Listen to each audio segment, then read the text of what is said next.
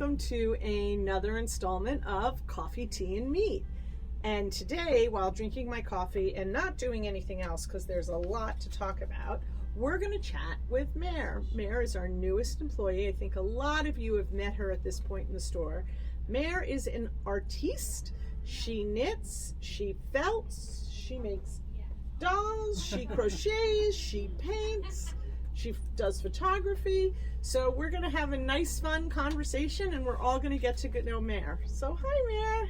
Hi. Welcome. Thank you. We're so excited. You've been with us now Since January. Since January. So, you're an old hat, old pro. Nothing to worry about now. Terrific. So, I always start these off the same way, which is where did you start? How did you start, and now to become the artist you are? What was that path for you? Let's see. My grandmother taught me to knit when I was 12. I'm the only one whose grandmother didn't teach her to knit. I'm just feeling very left out. I need a grandmother. And I seemed to take to it right away. I enjoyed it a lot. And over the years, I just kept practicing and getting better and better. And more intricate, challenging myself to do this. And then I pursued a teaching path to become a teacher. And you were what type of teacher? I was a special ed teacher and an art teacher. And I used a lot of art and crafts in the special ed teaching. That is me. And where did you're sort of new to Massachusetts. I don't think everybody knows where you've traveled from to join us here. Well, I came from Montana, and before that, Colorado. And I have visited here because we have family here over the years. So I became familiar with the area when it came time, so I wasn't totally new when it came time to move. But it still must have been a bit of a shock from Montana's open spaces and beautiful green to our, though you were used to winter at least. So. Yeah, and the winters are pretty similar. They are? Yeah. Okay. So. How did you get into needle felting? Did you do that as an art teacher, or did that come at another point, or? No, actually that came after I retired from teaching, and I was looking for new things to learn. And I took a class, and I went, this is great, and started doing it and experimenting on my own. And now you've done a couple of classes for us. He was a class, right? Yes. So this wonderful, cute little bunny. This is called 3D needle felting, right? I've done a gnome or two. They kind of look interesting. And then this one is called. It's a flat piece. This is a flat piece. We do a lot of landscaping. We've done a fair amount of landscaping classes, which everybody likes, and those samples are all gone. So that's because people keep buying them. And this is a combination. The stocking is a combination of wet and dry. Oh, felting. okay. So I knit the stocking really large and then felted it in the washing machine, and then put the pieces on when it was dry afterwards. And you were saying to us you're doing some work on this. This is for a grandchild? Yeah, I made them all for the grandchildren, and then I'm redoing her name because I'm noticing some things are coming off. So this was actually a knitted piece where these just start with roving. Yeah, and this is, you have to do, 100% wool is the good thing, is the best way to felt in the machine. Okay. And then, but you're also one of our knitting experts in the store, and you are definitely a proficient or prolific knitter. And what are you working on here? Because this looks beautiful. This is a poncho. A poncho or a swancho? It's swancho. A swancho. If you don't know what a swancho is, guys, get on Ravelry and look it up. Learned. It's a pretty basic pattern, and I substituted all the colors and the design and put sleeves on it because I decided the pattern had really short sleeves, and I didn't like that look after I tried it on, so I continued making the sleeves. I'm just about done. So, and is this Encore Ultra Wool? This is Ultra Wool. I used Forbidden Fibers. All the rest is Forbidden Fibers. So you and I were talking just before we hit play on the camera, and I said, what are some of your favorite yarns? So I've pulled them out here to pull them on the table. I think that it's really exciting for people to understand why the people in the store are drawn to a certain yarn. Sometimes it's, I guess, texture or color or the way it knits or whatever. So the 3 yarns we grabbed were Malabrigo, Bad Sheep, which, guys, Bad Sheep is just heavenly, and Forbidden Fibers, also phenomenal. Why would you say these are kind of your top yarns? Do you have can you put that into words, or is it really just feel? Well, I love the colors in Malabrigo. I love the way they blend, so you don't get a super, you get an unusual palette, I think. Is this Malabrigo in here? That might be. That might be. No, okay. It's Forbidden Fibers. Oh, it's Forbidden Fibers. Okay. Yeah. And then this, the Bad Sheep, we were just introduced to, and I made a scarf for my grandchild, and I just loved the way it knit up and felt as you were knitting. And the elasticity in it was just, I mean, it wasn't like super elastic, but it was just so pliable and warm and soft. She loved it. Oh, that's great. Yeah, I did it in this color, and these are her colors. Oh, that's great. Of course, Little Princess. And then the Forbidden Fibers I've discovered since I worked here too. Malabrigo was the first one I was introduced a long time ago as having this wonderful color palette, and now the hand-dyed yarn is really, really wonderful for accenting. As this was supposed to be pretty bland, and I decided not to make it that way and got the colors that I liked to brighten it up a bit and make it a little more, have more texture to it, I think. So, and then Emma's yarn is wonderful too. I worked with that for my other grandchild, and yeah, this is Emma's Forbidden Fibers, and that's it.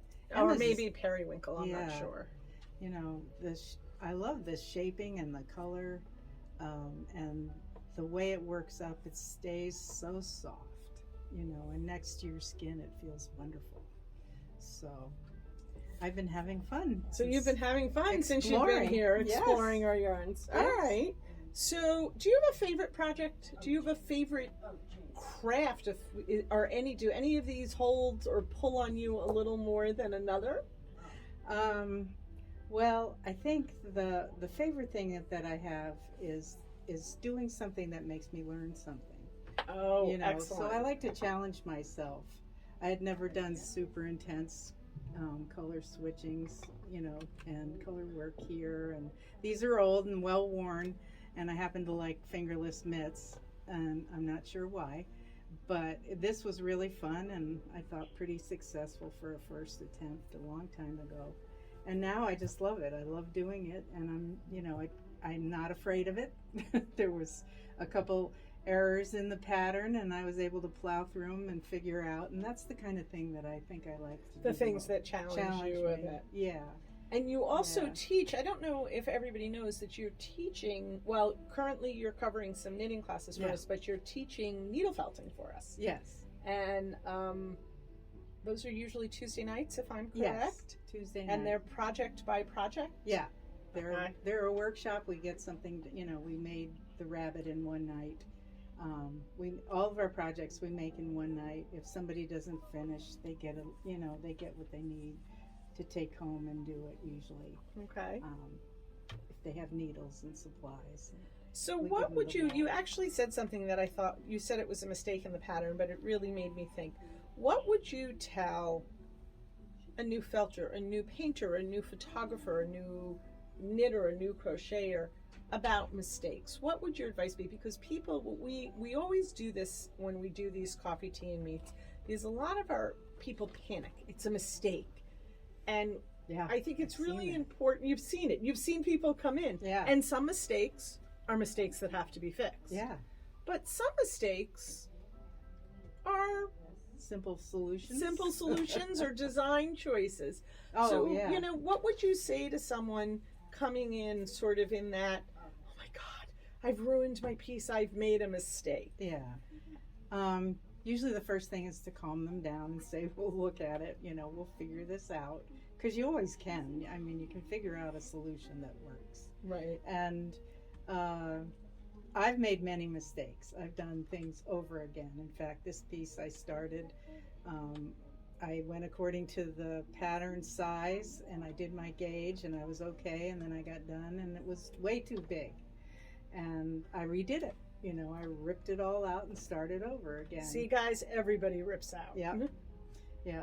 I mean, you have to be willing to do that, because this yarn is wonderful. It's an investment, and you need to be able to make something for yourself, because it feels really good to complete it, I think.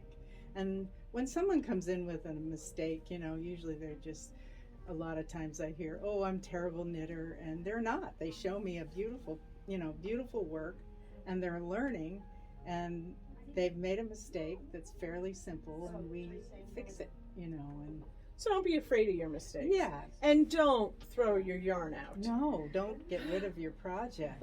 Yeah. We can always help you there. Yeah. We've had a couple of customers, oh, I made a mistake, so I threw it out. Don't do that, guys. Yeah. Bring your yarn in. We'll Yeah. help you. We can get its kinks out and recake it for you, so that you will have workable yarn for maybe a different project. Because I think sometimes it's just the wrong project, and you have to, depending on the mistake. Yeah, that I've done. I've Yeah. done that. You know, ripped it out and said, I'm making something else. This isn't a project, but it's going to work. And I think we all have to be okay with that. Yeah, yeah. But use the yarn because it's beautiful. Yeah. So I think you've already answered the kind of what have you learned. You learn along the way, and learning challenges you and keeps you excited about knitting and learning what's next and trying new things, which is great. Sorry guys, I'm getting a little warm in here. This is a beautiful shawl that I do want to show you guys, but we're going to take it off for a minute. I guess my next thing is, and this is always a hard question to answer, but I think is so important, and you may have sort of answered it, but is, what do you wish you knew?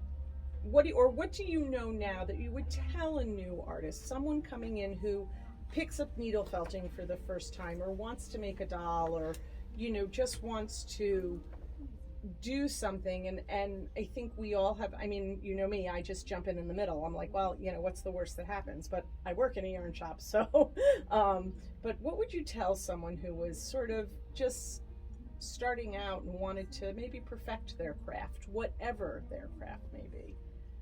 Well, I think I tell them the first thing is to not be afraid, and to be willing to make mistakes, and to learn as you go along, and know that it's going to be a step-by-step process. Yeah. And that the end result is a lot of self-satisfaction and peace along the way, because it's very relaxing to just knit and to make something, or to use your hands, and to just not be afraid. Not be afraid. Yeah. And then don't go into the self-recrimination if you can't do it right. Yes, please. I hear a lot of that. You know, I'm a terrible knitter. And just enjoy what you're doing. Just enjoy it. Just enjoy it. Speaking of enjoying it, I was trying to wear this, but it is 80-something, 90 degrees outside. So this, guys, is a kit that Maer helped us put together. This is, oh my gosh, I just forgot the name of it, and I looked at it right before. It's called Barefoot on the Beach, right? Barefoot on the Beach. We did it in a couple of colors.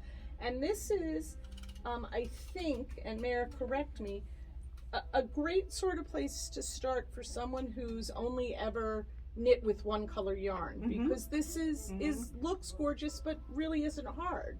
It's fairly simple lace work, and you've introduced other yarns to it. And we have a lot of these in the shop, and we have experts like Maer who can do more than you can imagine to help you. So thanks so much. It was fun getting to know you a little more, for letting our folks get to know you a little more. Everybody, remember, subscribe to our YouTube channel. Check us out online. We have a social media presence. Don't forget, we have online shopping. And as always, happy knitting.